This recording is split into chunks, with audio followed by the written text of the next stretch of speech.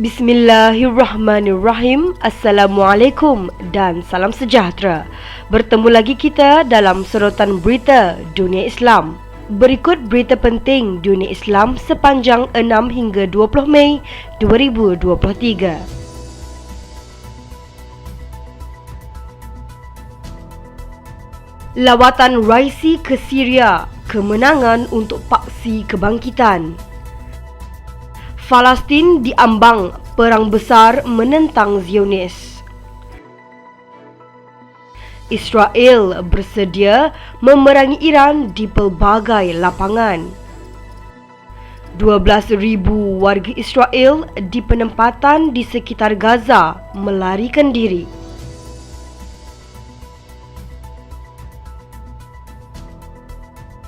Reaksi terus berlegar dari media Israel setelah lawatan Presiden Iran Ibrahim Raisi ke Syria, dengan penganalisis Israel mengatakan lawatan strategik adalah pencapaian untuk paksi kebangkitan dan kelemahan untuk rejim Tel Aviv.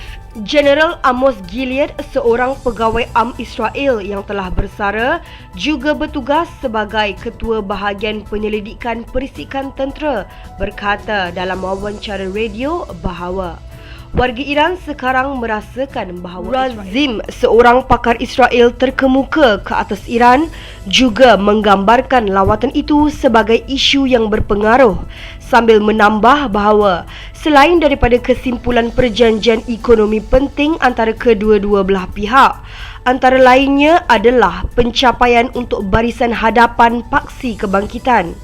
Seorang wartawan tentera untuk Akhbar Israel, Yediot Ahronoff, juga menggambarkan lawatan itu sebagai kehilangan peluang untuk rejim penjajah.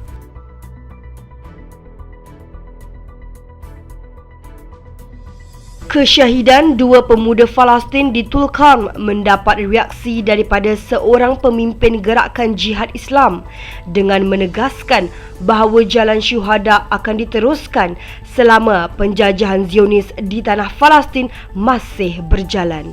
Ahmad Al-Mudallal pada Sabtu berkata, rakyat dan kumpulan-kumpulan kebangkitan Palestin berada di ambang pertempuran besar menentang rejim Zionis.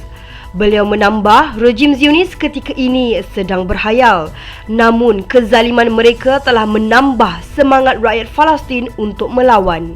Pada masa yang sama, Ahmad Al-Mudallal menganggap darah suci syuhada yang tumpah di tanah Palestin akan menyalakan api perlawanan terhadap rejim Zionis. Rejim penjajah Al-Quds menghadapi krisis terburuk ketika ini dan rakyat Palestin tidak memiliki pilihan selain meneruskan penentangan, kata beliau.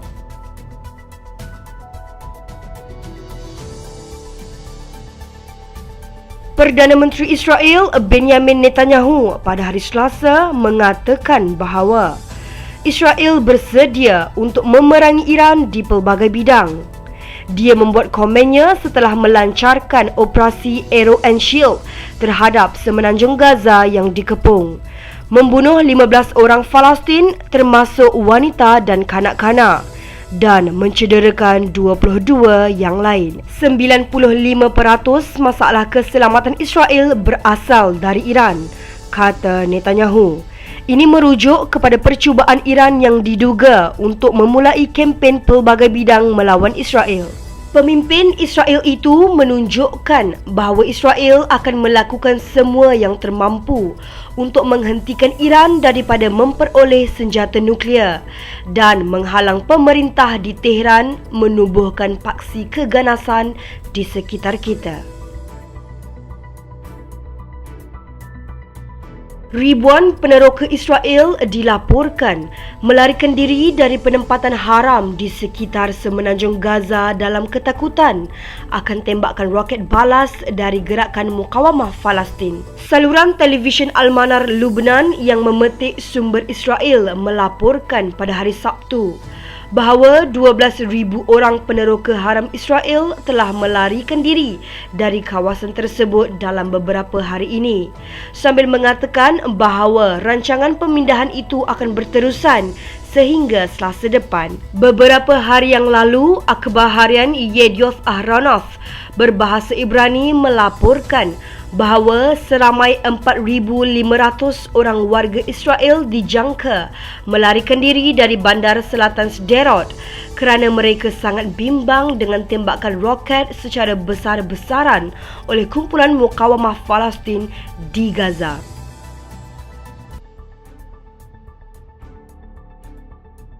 Sekian sorotan berita dunia Islam. Dengarkan kata-kata hikmah ini. Saudara, jika seorang wanita menangis kerana disakiti oleh seorang lelaki, maka para malaikat akan mengutuk setiap langkah kaki lelaki tersebut. Fikirkanlah. Jangan lupa like, share dan subscribe channel Sejagat TV, Kebangkitan Islam Sejagat. Hingga kita jumpa lagi nanti. Assalamualaikum.